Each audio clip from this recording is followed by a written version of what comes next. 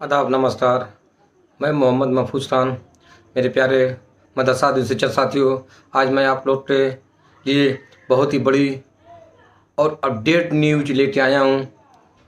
तो मेरी ये वीडियो पूरा लास्ट तक ले देखें ताकि आप लोग को अच्छी तरह से समझ में आए।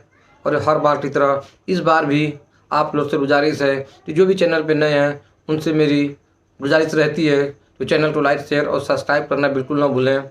और वीडियो को जितना ज़्यादा से ज़्यादा हो सके उतना शेयर करें। मेरे प्यारे मदरसा शिक्षक साथियों, जैसा कि भारतीय सुहेलदेव पार्टी के अध्यक्ष ओम प्रकाश राजभर जी के ऊपर उनके ही पार्टी के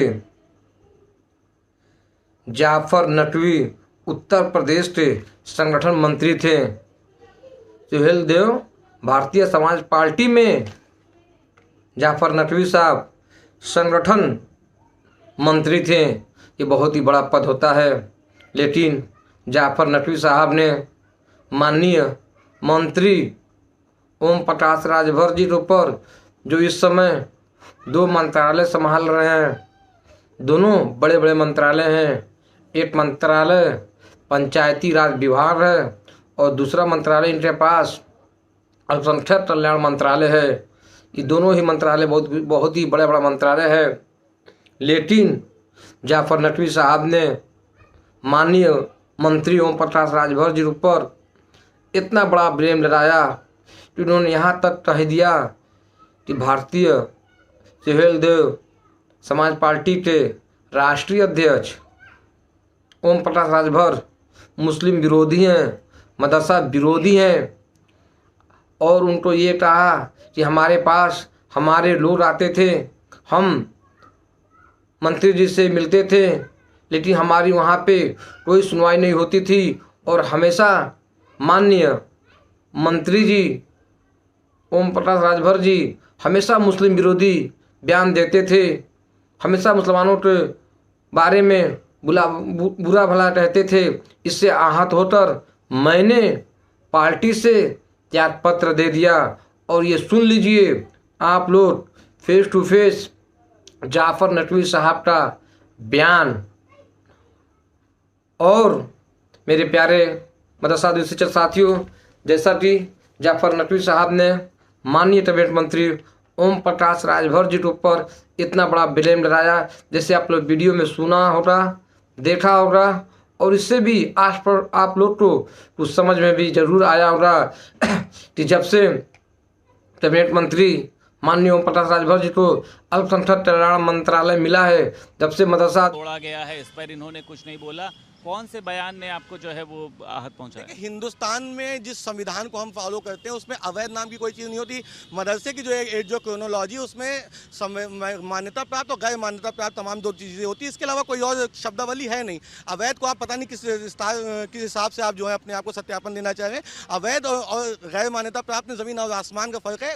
हिंदुस्तान के संविधान में हम लोग फॉलो करते हैं और उसी उत्तर प्रदेश की कार्यप्रणाली में मदरसे तोड़े गए, इससे आप लोग नाराज़ हैं? देखिए, मदरसे के तोड़े जाने से नाराजगी नहीं है। मदरसे के तोड़े जाने से नाराजगी अगर करना होता तो हम जाके वहां विरोध प्रदर्शन कर रहे होते, योगी आदित्यनाथ जी के सामने जा रहे होते। हमारी जो नाराजगी का मुख्य मुद्दा है उसके पीछे है कि उनकी तमाम वो नीतियां जिसमें वो अल्पसंख्यक समुदाय को टारगेट करते हैं। वो देश में कुछ भी होता है तो कहते हैं मुसलमान ऐसा है, वो कुछ भी होता है मुसलमान ऐसा है। तो मुसलमानों को आप कब तक अपना निवाला बनाएंगे? मुसलमान इस देश की राजनीति का हिस्सा है ना, मुसलमान इस देश की आबादी का हिस्सा है ना, मुसलमान इस देश का वोटर है ना। क्या मुसलमान को समाजवादी पार्टी या कांग्रेस ने खरीद रखा है कि हम उनके जो है गुलाम है? हम सुहेलदेव भारतीय समाज पार्टी के साथ खड़े हैं, हम भारतीय जनता पार्टी की नीयत और नीति के साथ खड़े हैं, हम नरेंद्र मोदी जी और योगी जी के साथ खड़े होकर हम देश के कल्याण की बात करें, हम देश के विकास की बात करें, हम सम्मान की बात करें। लेकिन ओम प्रकाश राजभर जी ने जिस मंत्रालय को वो खुद फॉलो कर रहे हैं, अल्पसंख्यक मंत्रालय में अवैध मदरसे आए कैसे?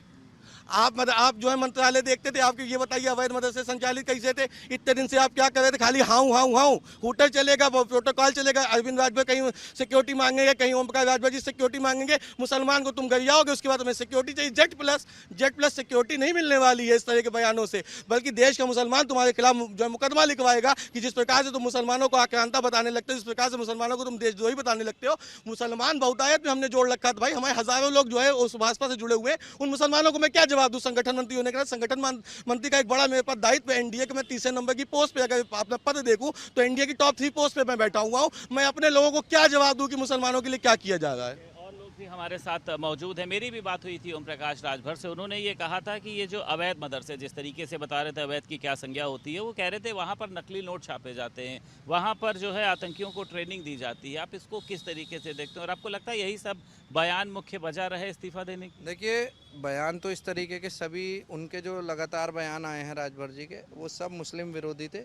लेकिन जो आपने बात रखी है एक अवैध मदरसा, तो अवैध के बारे में आपको जाफ़र साहब ने क्लियर कर दिया कि अवैध कुछ नहीं होता है, ये मीडिया द्वारा या आप कहिए प्रशासन के द्वारा एक गढ़ा हुआ शब्द है। अगर वो अवैध थे तो अब तक क्यों संचालित थे?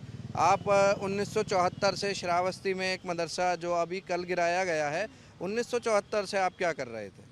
अगर वो अवैध था, वहाँ नकली नोट छापे जा रहे थे, आतंकियों को फंडिंग हो रही थी, तो आप क्या कर रहे हैं? दूसरी चीज़ मैं यहाँ पर ये कहूँगा कि फंडिंग का स्रोत क्या है, आपने अभी तक ये नहीं बताया। आपने आरोप तो लगा दिया लेकिन आरोप की जड़ नहीं बताई। जैसे पहलगाम में अटैक हुआ है, पहलगाम में अटैक के बाद तमाम चीज़ों का खुलासा धीरे धीरे कर रहा है। एनआईए ने अभी पीछे बताया कि पहलगाम के लिए जो फंडिंग आई है वो मुद्रा बोर्ड पर जो 21 शिक्षक उनसे हर डिस्ट्रिक्ट में लगभग सैकड़ों से ज़्यादा ज्ञापन दे चुके होंगे, लेकिन माननीय मंत्री जी ने एक बार भी मदरसा शिक्षकों के बारे में अब तक कोई फैसला नहीं लिया, जबकि इनका 8 साल से बटाया मानदेय है जो मदरसे में हिंदी, अंग्रेजी, गणित, विज्ञान, साइंस इत्यादि आधुनिक शिक्षा देते हैं, लेकिन फिर भी आज तक माननीय मंत्री जी ने इसको गंभीरता पूर्वक नहीं लिया।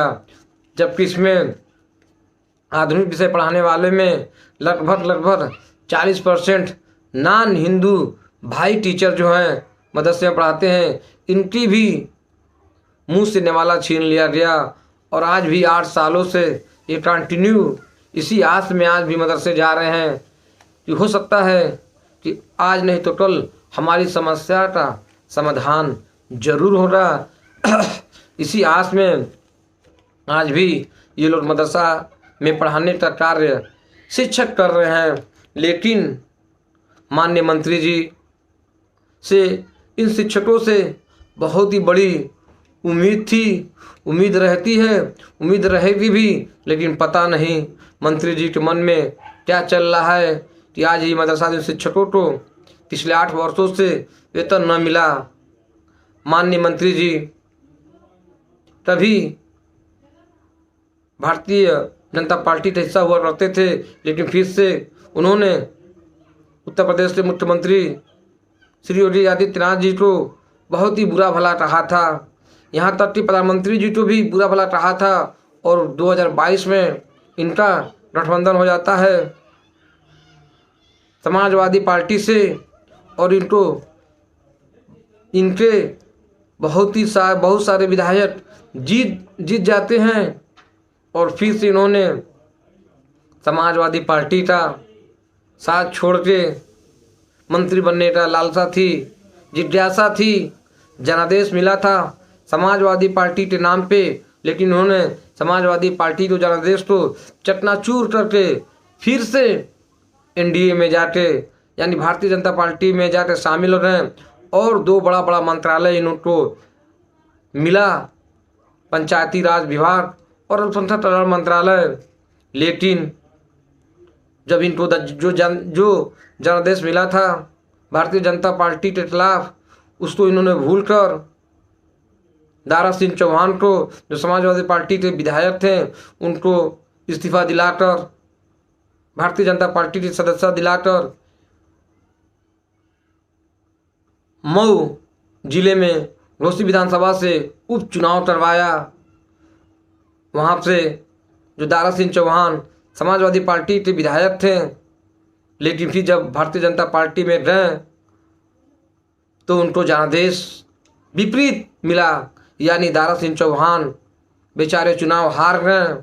उसके बाद से फिर से जब 2024 का इलेक्शन आया, इनको